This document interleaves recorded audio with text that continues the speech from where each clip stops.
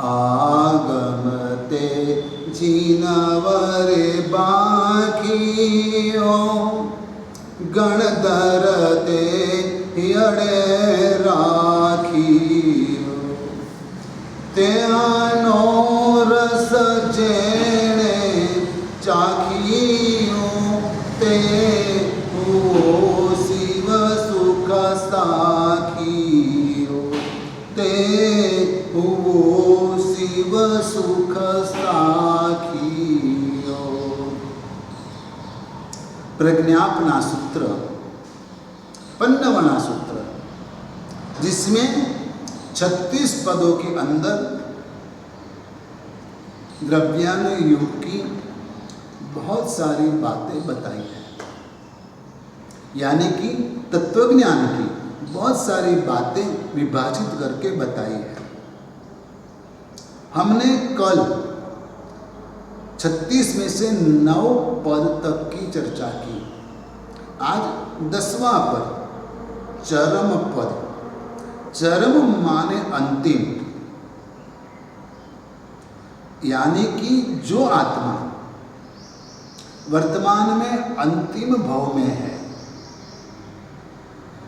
उसे यहाँ पर गिना गया है, चरम पद में बताया गया है, और वह सिर्फ मनुष्य जन्म में ही संभव है, और मनुष्य भाव के अलावा कहीं भी चरम पद वाली आत्माएं होती नहीं है।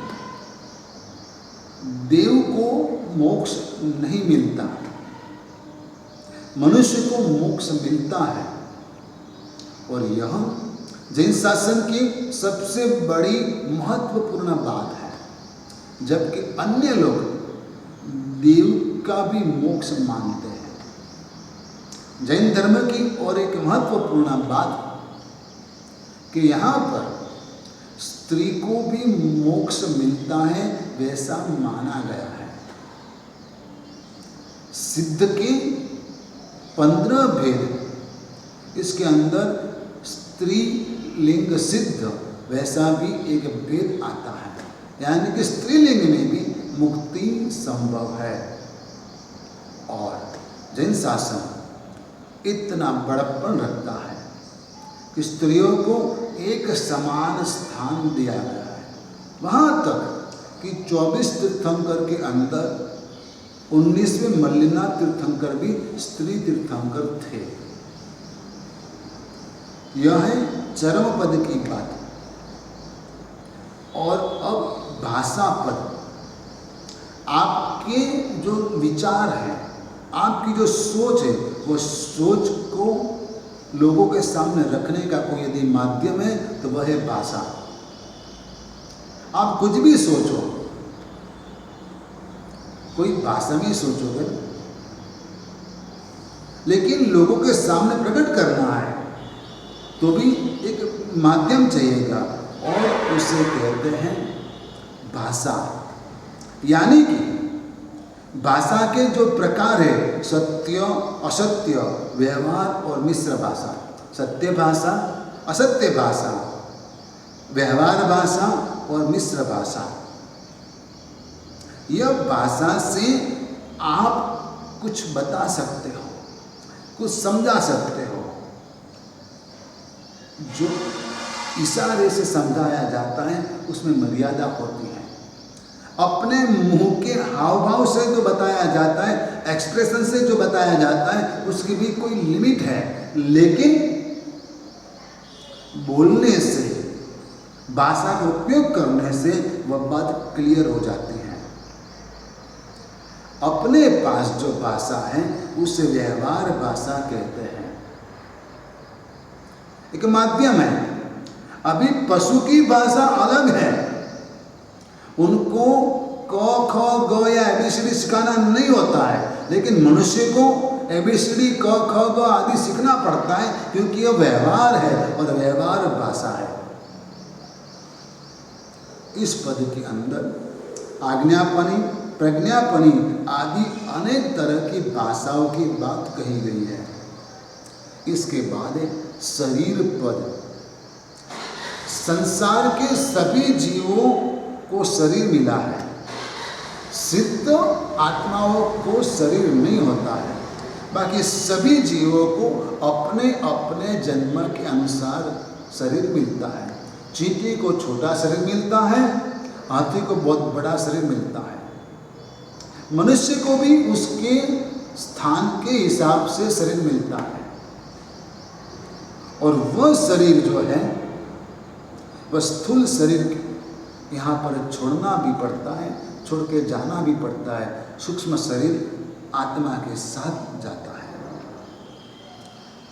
13वां पद परिणाम पद, यानी कि जो भी द्रव्य है उसका परिणाम बदलता ही रहता है, परिवर्तन होता ही रहता है। आज यह लकड़ी है, कल वह खाक हो जाएगी। खाक मिट्टी में मिलेगी, मिट्टी को भिगाई जाएगी, उसमें बीज डाला जाएगा, वापस उसमें से पेड़ पैदा होगा, वापस उसमें से लकड़ी पैदा होगी। लेकिन परिवर्तन जो होता रहता है, परिणाम बदला जाता है, वो कैसे रूप से होता है? एक पोजीशन में से आप दूसरी पोजीशन में पहुंच जाते हो। आपके बचपन का फोटो देखना, आपके स्कूल लाइफ का फोटो देखना, आपके शादी का फोटो देखना, और आपकी शादी की 25वीं एनिवर्सरी का फोटो देखना। आज ये पॉसिबल है, बहुत इजी है। और फिर आपके शादी की 50वीं सालगिरह का फोटो देख लेना, आपको पता चल जाएगा कि आपकी बॉडी में कितना परिवर्तन आया। ये जो परिवर्तन है, ये परिणाम जो आया वो पुद्गल की वजह से आया है। और इसलिए यहाँ पर परिणाम पद के अंदर अलग अलग अवस्थाओं की बात बताई है।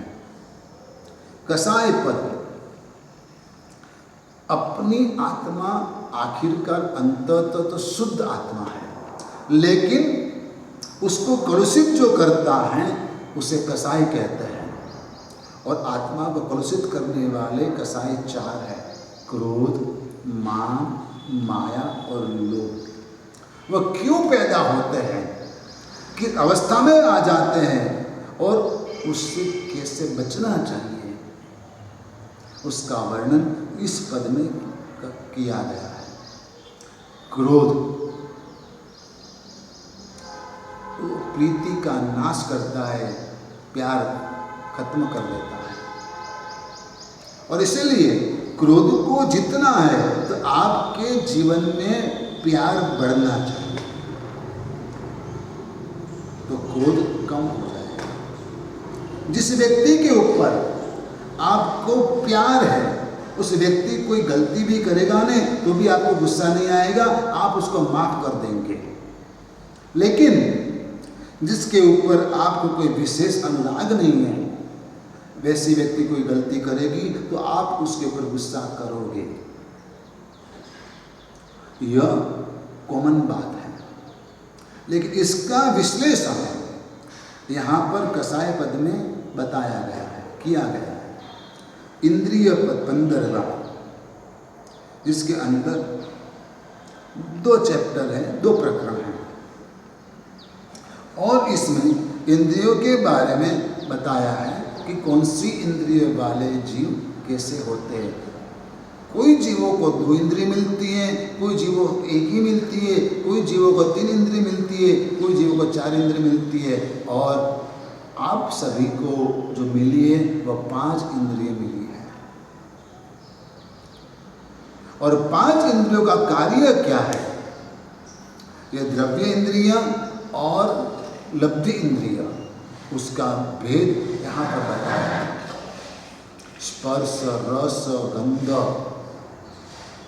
स्पर्शेंद्रिय, रसनेन्द्रिय, घ्राणेन्द्रिय, चक्षुरेंद्रिय और कर्णेन्द्रिय, यह 5 इंद्रिय सभी को नहीं मिलती, पूर्ण रूप से नहीं मिलती है। और मिलने के बाद भी कभी कभार वो कुछ समय के बाद काम नहीं देती है। उसका वर्णन विवरण यहाँ पर है। प्रयोग पद मन वचन और काया के योग से आत्मा जो कुछ भी करता है उसे प्रयोग कहा जाता है, और मन वचन के प्रयोग सत्य असत्य मिश्र और व्यवहार वैसे तरह के चार है। कभी आत्मा सत्य व्यवहार करता है मन वचन और काया से, कभी आत्मा असत्य व्यवहार की कर बैठता है मन वचन काया से। तो यह सब प्रयोग जो आत्मा करता है उनका वर्णन यहाँ है। अब एक इंटरेस्टेड विषय लेस्या, जो आत्मा को कर्म के साथ जोड़ता है उसे लेस्या कहते हैं, और इसकी वजह से आत्मा कर्म से लिप्त होता है। लेस्या 6 तरह की है, कृष्ण, नील, काकुत, तेजो, पद्म और शुक्ला। यह एक मन के परिणाम है, मन के प्रकार हैं। जैसे कि 6 दोस्त हैं, वो सभी दोस्त गए जंगल में घूमने के लिए, और दोस्तों ने जामुन का पेड़ देखा। जामुन देखकर उन लोगों को जामुन खाने की इच्छा हुई। जामुन से कभी पेट नहीं भरा जाता, लेकिन फिर भी खाने की इच्छा होती है। ये 6 मित्रों को जामुन खाने की इच्छा है। मैं आपको लेस्या की बात करता हूँ, और इसके लिए यह दृष्टांत शास्त्र ग्रंथों में दिया गया है। उसमें से एक दोस्त बोला, चलो पेड़ को काट डालो। अरे जामुन खाना है, और जामुन खाने के लिए पेड़ को काट डालो। ऐसी विचारधारा जिसकी है उसके लिए कहा जाता है कि यह कृष्ण लेस्या वाला व्यक्ति है। यानी कि कितनी काली सोच है, कितनी गंदी सोच है कि खाना है जामुन लेकिन काटना है पूरा पेड़ उसके लिए। ये कृष्ण लेस्या। नील लेस्या दूसरा कहेगा कि भाई आपको जामुन खाना है तो पेड़ काटने की जरूरत नहीं, उसकी जो शाखाएं हैं वो काट डालो। आपके दिमाग में अब बात नहीं बैठेगी। जामुन खाना है तो इतनी बड़ी बड़ी शाखाएं जामुन के पेड़ की क्यों काटनी? किसी को यह बात दिमाग में बैठ भी जाएगी। लेकिन कृष्ण लेस्या से कुछ अच्छी सोच वाला ऐसा सोचता है, उसे नील लेस्या कहते हैं। इससे भी आगे एक व्यक्ति कहेगा कि भाई इतनी बड़ी शाखाएं क्यों काटना है, इससे तो अच्छा है छोटी छोटी जो शाखाएं उसे काटो, या तो फिर उसके ऊपर जो जामुन के झुमके लगे हैं उसे ही तोड़ लो, बात खत्म हो गई और खा लो। ऐसी सोच वाला कापोत लेस्या वाला कहलाता है। कापोत यानी कबूतर, कबूतर के जैसा रंग। आपकी सोच के प्रकार रंग के आधार पर यहाँ पर वर्णित किए गए हैं। ब्लैक, काला, नीला और कापोत। इससे आगे बढ़ते हैं, कहेगा कि भाई आपको जामुन खाना है। तो ये सब इतना ज्यादा नुकसान क्यों करने का? आप जामुन खाना है तो जो जामुन पेड़ के ऊपर है उसके झुमके निकाल लो, जो अच्छे हैं आगे आगे आए हैं उसको तोड़ दो, बात खत्म हो गई और जामुन खा लो। वह जो है वह कैसा है? कृष्ण, नील, कापोत और तेजो लेस्या वाला है। कैसा है? तेजो लेस्या वाला। और इससे आगे वाला कहेगा कि आप जामुन खाना चाहते हो तो जो पके हुए हैं ना वही तोड़ो, बाकी तोड़ने की जरूरत क्या है। पहला कहेगा पेड़ काटो, दूसरा कहेगा शाखाएं काट डालो, तीसरा कहेगा छोटी छोटी शाखा काटो, चौथा कहेगा जामुन के झुमके वो तोड़ो, पांचवा कहता है सिर्फ पके हुए जामुन ही तोड़ो। वह है कैसा? पीतलेसिया वाला, पद्मलेसिया वाला। और जो छठा है वो कहता है कि आपको जामुन खाना है तो तोड़ने की आवश्यकता क्या है? जो जामुन पके हुए हैं वो नीचे गिरे ही है, उसमें से ढूंढ लो अच्छे अच्छे जामुन और पानी से धो के खा लो, बात खत्म हो गई। वह है शुक्ल लेसिया वाला। तो आपकी सोच कोई भी कार्य के लिए क्या है उसके आधार पर आपकी लेसिया तय होती है। यह लेसिया पद में बताया गया है। जीव अब हमारी आत्मा जो लेसिया में आयु बंद करता है उस लेसिया उसकी मृत्यु के समय आ जाती है। हमारी आत्मा आयु का बंद पूरे जीवन में एक बार करती है और जो लेसिया में आयु बंद हो गया है वही लेसिया उनके अंतिम समय पर आ जाती है और उसके हिसाब से वो दूसरे जन्म में उसी लेसिया में पैदा होता है। जैसे कि कोई पाप करते समय आपकी आयु बंद हो चुकी है तो आपके अंत समय में भी ऐसे हाल होंगे। कई लोगों का मौत बहुत भयंकर होता है और कई लोगों का मौत बहुत ही सरलता से शांति से होता है। वह उनकी लेसिया के आधार पर होता है। अब 18वां पद काय स्थिति है, यानी कि मनुष्य मर के वापस मनुष्य कितने जन्म तक हो पाता है, उसी योनि में बार बार जन्म कब तक कोई भी जीव ले पाता है उसका वर्णन इस चैप्टर में है। सम्यक्त्व पद 19वां। सम्यक्त्व पद के अंदर सम्यक्त्व का महिमा, सम्यक्त्व का स्वरूप बताया गया है कि सम्यक्त्व किसे कहा जाता है। सम्यक्त्व की व्याख्या तत्वार्थ शब्दानां सम्यक दर्शनम। तत्व और अर्थ की जो श्रद्धा करता है, 9 तत्व। यहां पर 7 तत्वों की बात कही है। तत्वार्थ सूत्र में उमाशंकर जी महाराज ने 7 तत्व बताए हैं, लेकिन हम 9 तत्वों की बात करते हैं, कोई फर्क नहीं है ज़्यादा। लेकिन पाप तत्व को आश्रव तत्व में समाया गया है, पुण्य तत्व को संवर तत्व में समाया गया है। वह ये महापुरुष की परंपरा है। तत्वार्थ शब्दानां सम्यक दर्शनम।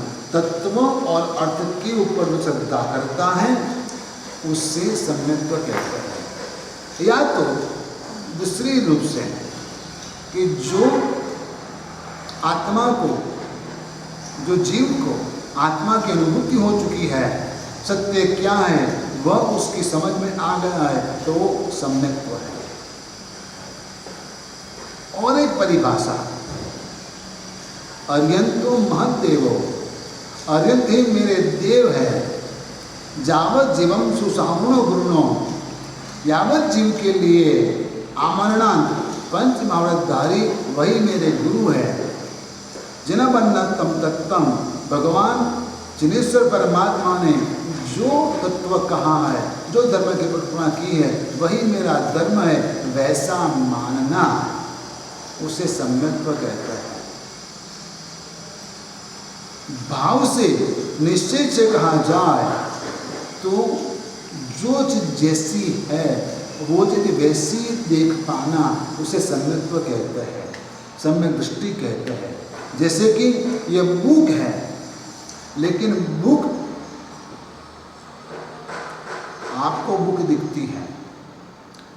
सम्यक आत्मा है उसको बुक देखते हुए भी उसके अंदर कागज के टुकड़े, आखिर मिट्टी वही दिखाई देगा, क्योंकि उसमें ही सब मिलना है। उसका असल स्वरूप क्या है वह सम्यक दृष्टि आत्मा देख पाती है। तो सम्यक्त्व जिसको नहीं होता है उसको मिथ्यात्व होता है, और दोनों का मिश्रण जो होता है उसे मिश्र दृष्टि भी कहते हैं। तो आप सम्यक दृष्टि बने रहिए, यह इस पद का कथन है। अंतक्रिया पद विश्वा, अंतक्रिया यानी कि जब आत्मा को भव की परंपरा खत्म करनी है और अंतिम भाव है मोक्ष पाना है, और मोक्ष पाने के लिए आत्मा को जो क्रिया करनी पड़ती है उसे अंतक्रिया कहते हैं, और वह मनुष्य भव में ही होता है। अवगाहना पद 21वां, शरीरधारी जीवों के 5 शरीर त्रस, स्थावर, सूक्ष्म, बाह्य, एकेंद्रिय वगैरह जो शरीर की मर्यादा है, अवगाहना हाइट, ऊंचाई, उसका वर्णन इस जगह पर है। उनका शरीर का संस्थान इस स्थान में कहा गया है। क्रियापद 22वां, कषाय और योग से जो प्रवृत्ति होती है उसे क्रिया कहते हैं, और क्रिया से कर्मबंध होते हैं। क्रोध, मान, माया, लोभ, उनके साथ मन, वचन, काया जुड़ते हैं, उससे जो कुछ भी होता है उसे क्रिया कहते हैं, और क्रिया के वजह से कर्मबंध होता है, और कर्मबंध की वजह से आत्मा संसार में परिभ्रमण करती है। और इसलिए इस पद के अंदर 5-5 क्रिया 2 तरह की, कुल मिला के 10 क्रियाओं का वर्णन है। 23वां पद कर्म प्रकृति पद, कर्म प्रकृति यानी कि ज्ञानावरणीय, दर्शनावरणीय, वेदनीय, मोहनीय, आयुष्य, नाम, गोत्र, अंतर, यह 8 कर्म की मूल प्रकृति है। लेकिन उसके जो अलग अलग भेद है वो भेद आदि का वर्णन यहाँ पर बताया गया है। यह कर्म हमारी आत्मा के साथ जैसे दूध में पानी मिल जाता है वैसे मिल जाते हैं, लेकिन उसको अलग करना, उससे अलग होना तो हमारी आत्मा के लिए बहुत ही आवश्यक है।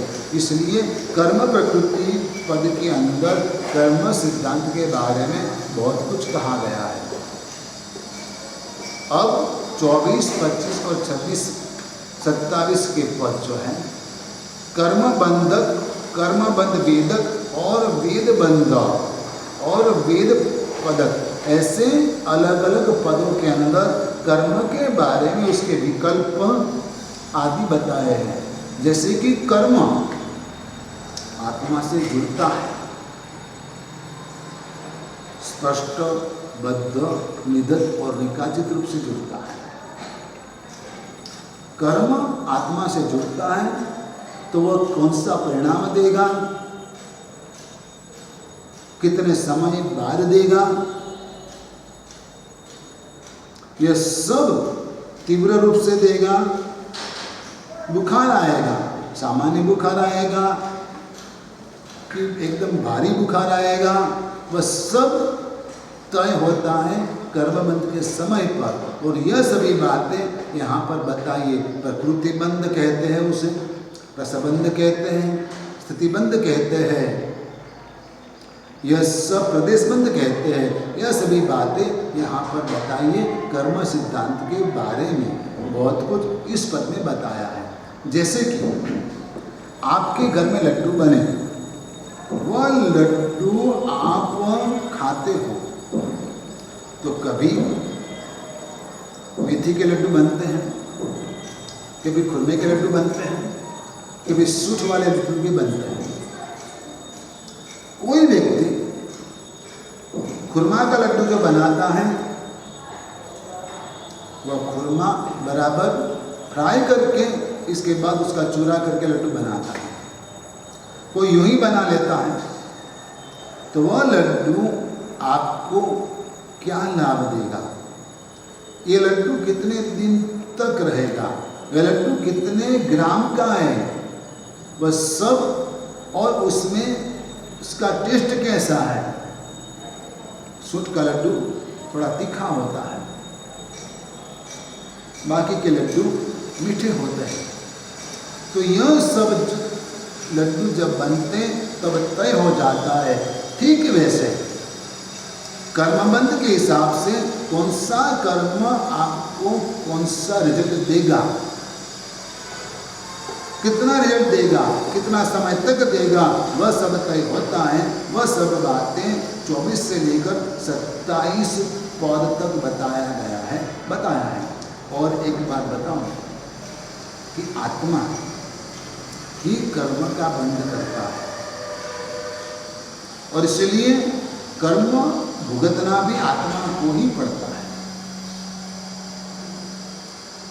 और कर्म का करता है तो कर्म का भोक्ता भी वही है, लेकिन आत्मा ही कर्म से मुक्त हो पाता है। और मुक्ति का उपाय भी है, मोक्ष है। यह 6 बात आपको माननी होगी। आत्मा है, आत्मा कर्मों का करता है, आत्मा कर्मों का भोक्ता है, और आत्मा ही कर्मों से छूट पाता है।